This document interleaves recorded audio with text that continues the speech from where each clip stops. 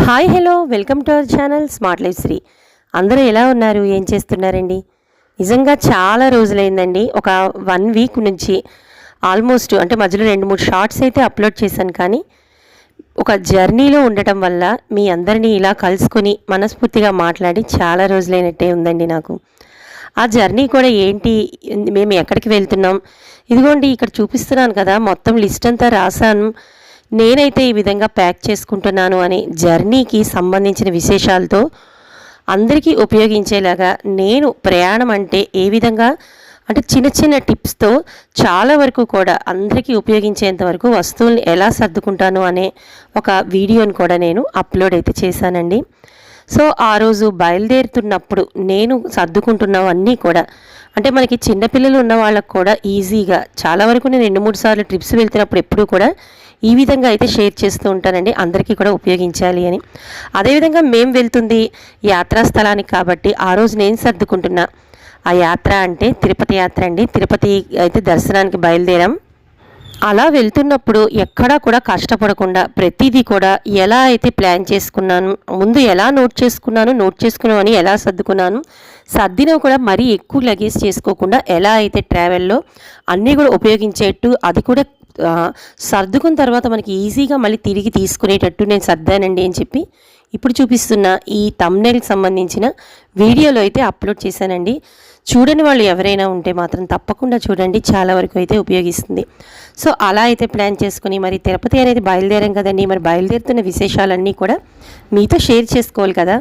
So అందుకోసమే ఈరోజు వీడియోలో అయితే మళ్ళీ తిరిగి ప్రయాణం స్టార్ట్ అయిన వీడియోనైతే మీతో షేర్ చేస్తున్నాను.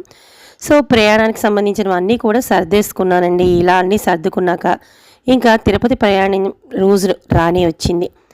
నేను ఒక తిరుపతి అనే కాదండి, ఏ ప్రయాణమైనా కూడా చాలా జాగ్రత్తగా అన్నీ కూడా మనకి అనుకూలంగా ఎప్పుడు మనం ఎక్కడ కష్టపడకుండా వెతుక్కోవాల్సిన అవసరం లేకుండా అంటే పిల్లలు చిన్నప్పటి నుంచి కూడా నాకు ఈ విధంగా అలవాటండి. అందుకని ఇలా అయితే ప్లాన్ చేసుకుంటాను.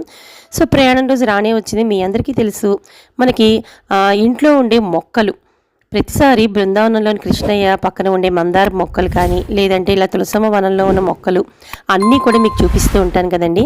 అయితే ఎక్కువ మొక్కలున్నా తక్కువ మొక్కలున్నా ప్రయాణం అంటే చాలు సాధారణంగా మనం పెంచుకుంటున్న మొక్కలన్నింటినీ కూడా ఒక 4 రోజుల పాటు మనకి అంటే ఇప్పుడు అక్కడక్కడ వర్షాలు పడుతున్నాయి, కానీ ఎండాకాలం అయితే మరి ఎక్కువగా అయితే వాటర్ కావాలి. అసలు వర్షాలు పడుతున్నా కూడా మనకి అవుట్ సైడ్ ఉన్న మొక్కలైతే పర్వాలేదండి, లోపల మనం ఇలా ఉంచుకున్న కుండీల్లో మొక్కలకైతే వర్షం నీరు కూడా ఒక్కొక్కసారి పడకపోవచ్చు. కాబట్టి నేను వెళ్ళేటప్పుడు అంటే నేను ఈ టిప్ కూడా చాలాసార్లు అయితే నేను ప్రయాణం వెళ్తున్నానండి అని చెప్పి ట్రిప్లో అయితే షేర్ చేశాను. సో మళ్ళీ అయితే షేర్ చేస్తున్నాను. చాలామంది ఎప్పుడైనా రెగ్యులర్గా నేను వీడియోస్ పెడుతున్నప్పుడు ఆ కుండీల్లో ఆ బాటిల్స్ ఏంటండి అని చాలామంది అడిగారండి. సో మళ్ళీ అవకాశం వచ్చింది కాబట్టి చెప్తున్నాను. ప్రయాణం రోజు అయితే నేను ఇలాగా మొక్కలకు అంటే మాది సాయంత్రం ట్రైన్ అండి. అందుకని సాయంత్రం ఇంకొకసారి కుండీలు అన్ని మొక్కలకి నీళ్లు పోసి ఫుల్ మళ్ళీ బాటిల్స్ నిండా వాటర్ నింపేసి మొక్కల మొదల్లో అయితే గుచ్చేస్తానండి. అలా చేయటం వల్ల మనకి వాటర్ అనేది స్లోగా వేర్లు పీల్చుకుని మనం వచ్చే వరకు అయితే మొక్కలు చాలా చక్కగా అయితే ఉంటాయి. ఇక్కడ చూపిస్తున్నది బౌల్లో అయితే పెసరపప్పు, బియ్యం, బెల్లం అయితే ఈ విధంగా పెట్టుకున్నాను. ఎందుకంటారా, మరి ప్రతిరోజు నిత్య దీపారాధన అలవాటు ఉన్న వాళ్ళు కానీ లేదా నిత్య నైవేద్యం పెట్టుకునే వాళ్ళకి కానీ టిప్ ఉపయోగిస్తుందంటే అందరికీ ఇలా నైవేద్యం పెట్టే వాళ్ళకైతే ఖచ్చితంగా తెలుస్తుందండి. ఇంకా ఎవరైనా ఇలాంటి టిప్ తెలుసుకోవాలి అనుకుంటే నేను అయితే మాత్రం ఒక గ్లాసు మంచినీళ్ళతో పాటు ఈ విధంగా చక్కెర పొంగల్కి సంబంధించిన పదార్థాలన్నింటినీ దేవుడి దగ్గర నైవేద్యం చేసి వెళ్తానండి.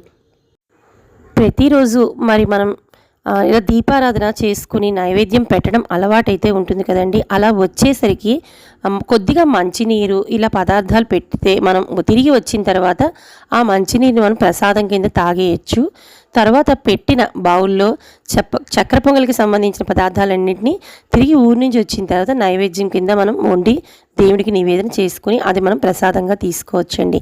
అందుకే ఆ 4 రోజులు కూడా నైవేద్యం పెట్టలేకపోతున్నామే దేవుడికి, ఏది నివేదన చేయలేకపోతున్నాం అని అనుకునే వాళ్ళు ఇలా అయితే చక్కగా ఉపయోగించుకుని కొద్దిగా గ్లాస్ వాటర్ మాత్రం ఒకవేళ ఇలా పెట్టకపోతే అట్లీస్ట్ వాటర్ అయినా కూడా పెట్టి వెళ్ళడం చాలా మంచిది. ఇక ఇదిగోండి ఊబర్ని అయితే బుక్ చేసుకున్నాం. చాలా ఈ మధ్యన సిఎన్జి కార్స్ అని చెప్పి సిలిండర్స్తో అయితే వచ్చేస్తున్నాయండి. మాకు కూడా అనుకోకుండా ఊబర్ బుక్ చేసుకోవటం వల్ల ఇలా అయితే వచ్చింది. కానీ ఏదో ఆ డ్రైవర్ అడ్జస్ట్ అయితే అయ్యి ఇలాగ ఒళ్ళు అటు ఇటుగా చూసారా, మా పిల్లలు ఇలాగ, మా చిన్నాడు కాబట్టి అక్కడ సరిపోయాడు, కాళ్ళ ముందర ఇలాగ అయితే సెట్ చేసుకుని ఎలా అయితే మరి ఇక ప్రయాణం టైం అయితే అయిపోయింది. ట్రైన్ జర్నీ ఎప్పుడు కూడా మాకు ఆల్మోస్ట్ మేము చేసే ప్రయాణాల్లో రైల్ జర్నీ అనేది చాలా తక్కువ అండి. ట్రైన్ అనేది ఎప్పుడు కూడా ఎంత లాంగ్ అయినా కూడా, అంటే తిరుపతి కూడా మేము ఎక్కువ కార్లోనే వెళ్తాం అన్నీ కూడా. కానీ ఈసారి ప్రత్యేకించి ట్రైన్లో వెళ్ళాలి, ఆ ట్రైన్ కూడా ఎంజాయ్ చేస్తూ వెళ్ళాలి. చాలా ఏళ్ళు అయిపోయింది ట్రైన్ ఎక్కి అని ట్రైన్ ప్రత్యేకించి కావాలని చేయించుకున్నాం. నారాయణాద్రి ఎక్స్ప్రెస్ అండి, సికింద్రాబాద్ టు తిరుపతి నారాయణాద్రి ఎక్స్ప్రెస్ అయితే రిజర్వేషన్ చేయించుకున్నాం. సో థర్డ్ ఏసీ అయితే చేయించుకున్నాం. ఎలా అయితేనే మరి చుట్టుపక్కల జనాలు చూశారు కదా, ఎంత రష్ ఉన్నారండి బాబు. ఎప్పుడు మనకి తిరుపతి అంటే ఇలాగే ఉంటుంది కదా, కానీ విధంగా ఒక్కొక్క జర్నీ ఒక్కొక్క ఎంజాయ్మెంట్ని అయితే ఇస్తుంది. ఎంతైనా కార్ జర్నీయే, ట్రైన్ జర్నీయే. కార్లో వెళ్తే ఫెసిలిటీస్ బాగుంటాయి, ట్రైన్ అయితే ఇలాగ ఎంజాయ్ చేస్తూ వెళ్ళొచ్చు. ఇంక ఇక్కడ చూపిస్తున్నాం కదండి, ఇలా దీనికి సంబంధించిన చాలాసార్లు ఎప్పటి నుంచో షేర్ చేద్దాం అనుకుంటున్నాను, కానీ ఇప్పుడు అంత టైం అయితే లేదు. అమెజాన్లో అయితే ఉంటుందండి. ఇప్పుడు నేను ఆడుతున్నాను కదా ట్రైన్లో, అది మాత్రం ఎప్పుడైనా కూడా తెప్పించుకోండి. అమెజాన్లో పిల్లలతో ఆడడానికి, ఫ్యామిలీస్ అందరూ ఆడడానికి ఆ ఆట అయితే సూపర్గా ఉంటుందండి. ఇంకా ఆట ఆడి హ్యాపీగా ఎంజాయ్ చేసి తినేసి పడుకొని ఇదిగోండి మార్నింగ్ అయితే లేచాను. ఎప్పుడు కూడా మీకు తెలుసు కదా, మార్నింగ్ 5కి మనం రొటీన్ లాగ్లో చెప్పుకుంటాం. అలాగే ట్రైన్లో ఉన్నా ఎక్కడ ఉన్నా 5 అయ్యేసరికి అలారం అవసరం లేదండి, టంచన్గా అయితే మెలకు వస్తుంది. ఇంకా లేచిన తర్వాత ఇదిగోండి అందరూ అయితే నిద్రపోతున్నారు ఇంకా హ్యాపీగా. నాకైతే మాత్రం మెలకు వచ్చింది. ఆకాశంలో కూడా చూస్తుంటే సూర్యుడు అక్కడ స్లోగా వస్తూ, అసలు ట్రైన్ జర్నీ చేయాలి అంటే దీనికోసమే నేనైతే ట్రైన్ ఎక్కుతానండి. ఇంకా మార్నింగ్ 5కి మెలకు వచ్చేసింది కదా, ఇంకా నెమ్మదిగా వెలుతురు కూడా వచ్చేసిందండి. మన ట్రైన్ నెమ్మదిగా పట్టాల మించి స్లోగా తిరుపతి స్టేషన్లోకి ప్లాట్ఫామ్ మీదకి అయితే వస్తుందండి. ఇంకా ఇప్పుడు నా మానసిక ఆనందం అనేది చెప్పనలవి కాదు. ఎందుకు అంటే తిరుపతి అంటే ఎందుకు మరి మొదటి నుంచి చిన్నతనం నుంచి చాలా ఇంట్రెస్ట్ అండి. ఏదో తెలియని ఆనందం. అందులోనూ వెంకటేశ్వర స్వామికి చూసేది 1 మినిట్ దర్శనమైనా కూడా మనకి 1 మినిట్ కూడా కాదండి, 1 సెకండ్ కూడా ఉంచుతారో లేదో తెలియదు. కానీ ఆ 1 సెకండ్ పాటు దర్శనం కోసం ఇంత దూరమైన ప్రయాణించి అందరూ కూడా ఎందుకు వెళ్తారు అనేది మనకి ఈ తిరుపతిలో ప్రవేశించిన తర్వాతే అర్థమవుతుందండి. ఇంకా ట్రైన్ అయితే దిగిపోయాము. మేము కొండ కింద శ్రీనివాసం మాధవం అని చెప్పి మనకి బాలాజీ బస్ స్టాండ్ ఆపోజిట్లో అయితే టీటీడీ వాళ్ళ రూమ్స్ అయితే మనకి అవైలబిలిటీగా అయితే మనకి ఆన్లైన్లో దొరుకుతాయండి. సో ఇప్పుడు ప్రెజెంట్ అయితే మాత్రం రూమ్స్ అయితే అక్కడ ఖాళీ లేవు. మేము ఆన్లైన్లోనే 3 months బ్యాక్ బుక్ చేసుకోవడం వల్ల మాకు మాధవం అయితే వచ్చింది. శ్రీనివాసం మాధవం 2 బాగానే ఉంటాయండి. ఎగ్జాక్ట్ అంటే ఎవరికైనా తెలియని వాళ్ళకైతే బాలాజీ బస్ స్టాండ్కి ఎదురుగా అయితే టీటీడీ వాళ్ళు కిందన అంటే కొండ దిగువన తిరుపతిలో అయితే ఉంటాయి రూమ్స్. ఇప్పుడు మేము తీసుకున్న ఈ రూమ్ అయితే మాత్రం ఏసీ రూమేనండి. ఇది కూడా అంటే మేము చేసుకునే టైంకి 200 రూమ్స్ నాన్ ఏసీ కూడా ఉంటాయండి. ఎప్పుడు అవే చేసుకుంటాం, అప్పుడైతే అవైలబిలిటీ లేవు, అందుకని ఏసీ తీసుకోవాల్సి వచ్చింది. ఇదైతే మాత్రం 800 రూపీస్ అండి. 1 డేకి 1 డే మాత్రమే ఉంచుతారండి వాళ్ళు. డబుల్ ఛార్జ్ వేసేస్తూ ఉంటారు. మనకి 1 డే ఎక్స్ట్రా అవుతూ ఉంటే మాత్రం డబుల్ ఛార్జ్ వేస్తారు. అందుకని 1 డేకి అయితే మాత్రం మనం దిగు తిరుపతిలో ఇలా తీసుకోవచ్చు. ఇక్కడ చూసారా ఎంత బాగుందో, కొండ అనేది మనకి చక్కగా ఈ రూమ్స్లో దిగినప్పుడు బాగా భలే కనబడుతుందండి. ఇంకా దిగిన తర్వాత ఫ్రెష్ అయిపోయి స్నానం చేసి ఏంటి బయలుదేరామనుకుంటున్నారా, అదేనండి. ఇంకా ఇప్పుడు ఇక్కడ నుంచి దిగువ తిరుపతి కదా, ఇక్కడ మనం లోకల్ టెంపుల్స్ కానీ లోకల్ ఉన్న తీర్థాలు కానీ లేదు మనకి కాణిపాకం అలాగే కాళహస్తి ఏదైనా కూడా ఈ దిగువ తిరుపతి నుంచి ఇలా ప్లాన్ చేసుకుని అయితే వెళ్ళిపోవచ్చండి. అందుకనే మేము ఈరోజు అయితే కాళహస్తికి బయలుదేరాం. ఇక్కడ మీకు చూపిస్తున్నాను కదండి, ఇదేనండి ఆ రూమ్కి సంబంధించిన రేటుకి సంబంధించిన వివరాలు. సో ఎప్పుడైనా కూడా మీరు ఆన్లైన్లో చెక్ చేసుకుంటే నాన్ ఏసీ రూమ్స్ అయితే 200 అండి, ఏసీ రూమ్స్ అయితే 800. ఏది అవైలబిలిటీ ఉంటే అది మాత్రమే అక్కడ చూపిస్తుంది. సో కొద్దిగా ఇన్ఫర్మేషన్ తెలియని వాళ్ళ కోసం అయితే నేను ఇది షేర్ చేస్తున్నాను. ఇంకా ఎప్పుడు చెప్పాను కదండి, ఎప్పుడు కారులోనే వెళ్తాం. ఈసారి ప్రత్యేకించి ఇలా ఎందుకు చేసుకున్నాము అంటే కొద్దిగా ఇలాంటి ప్రయాణాలు కూడా ఎంజాయ్ చేయాలి అని చెప్పాను కదండి. అందుకే ట్రైన్ తర్వాత ఇదిగో లోకల్ కూడా చాలా వరకు ట్రాన్స్పోర్ట్ మనకి జీపులు, కార్లు ఉంటూనే ఉంటాయి. కానీ మేము ప్రత్యేకించి ఆర్టీసీ బస్సుని అయితే ఎంచుకున్నామండి. ఆర్టీసీ బస్సులో అయితే ఎక్కాం. ఇక్కడ నుంచి అయితే శ్రీకాళహస్తి వెళ్తున్నామండి.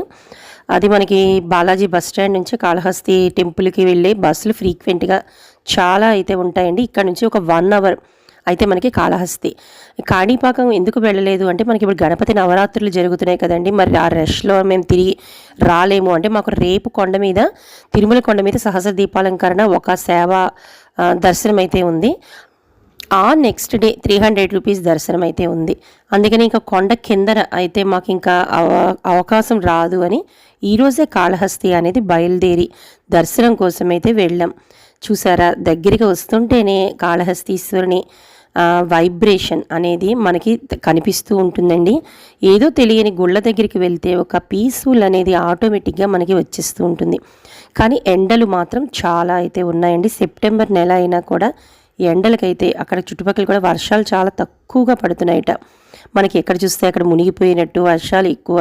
ఎస్పెషల్లీ హైదరాబాద్లో అయితే బాగా మేము బయలుదేరే వరకు కూడా అసలు ఆ రోజు బయలుదేరుతున్నప్పుడు కూడా మబ్బే.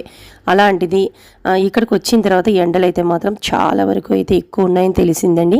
ఇక దర్శనం అయిపోయింది. తిరిగి బయలుదేరి మళ్ళీ తిరుపతి కొండ కిందకైతే వచ్చేసాం. ఇంకా అక్కడి నుంచి అమ్మవారి దర్శనానికైతే తిరుచానూరు పద్మావతి అమ్మవారి టెంపుల్కి అయితే వచ్చామండి. అమ్మవారి దర్శనం కూడా ఎంత బాగా జరిగింది అంటే అసలు కళ్ళకి ఇంకా కనబడుతున్నారండి అమ్మవారు. అంత చక్కగా అయితే అయింది దర్శనం. అమ్మ దర్శనాన్ని చేసుకున్నాం చాలా చక్కగా. అమ్మవారి దర్శనం చేసుకున్న తర్వాత తిరిగి మళ్ళీ తిరుపతి కొండ కిందకి మేము తీసుకున్న రూమ్ కింద చూపించాను కదండి, అక్కడికైతే వచ్చేసామండి. ఇక్కడితో డే 1 అయితే అయిపోయిందండి. మరి ఇంకా రేపు తిరుపతి కొండ అనేది ఎలా ఎక్కాం, తిరుపతి కొండ మీద ప్రతి విషయాన్ని ప్రతిదీ కూడా చూపిస్తూ మీరే తిరుపతిలో ఉన్నారా అన్న ఫీలింగ్ మీకు కల్పించాలి అని కోరుకుంటూ నేను మరి ఈ వీడియోనైతే ఇక్కడ ఎండ్ చేస్తున్నాను. సో మీకు ఈ వీడియోలో ఏదో ఒక విషయం నచ్చిందని అనుకుంటున్నానండి. నచ్చితే మాత్రం కొత్త వాళ్ళైతే సబ్స్క్రైబ్ చేసుకుని పక్కనే ఉన్న బెల్ ఐకాన్ని క్లిక్ చేసేయండి. అలాగే సబ్స్క్రైబర్స్ లైక్ చేయాలని మనస్ఫూర్తిగా కోరుకుంటూ రేపు మరి తిరుపతి కొండని మొత్తం చుట్టేద్దామంటే ఈ రోజుకి సెలవు తీసుకోవాలి కదా. సో రేపు తిరుపతి కొండ మీద కూడిన విశేషాలన్నిటితో మళ్ళీ మీ ముందుకు వచ్చేస్తాను. అంతవరకు అందరికీ కూడా బాయ్ అండి.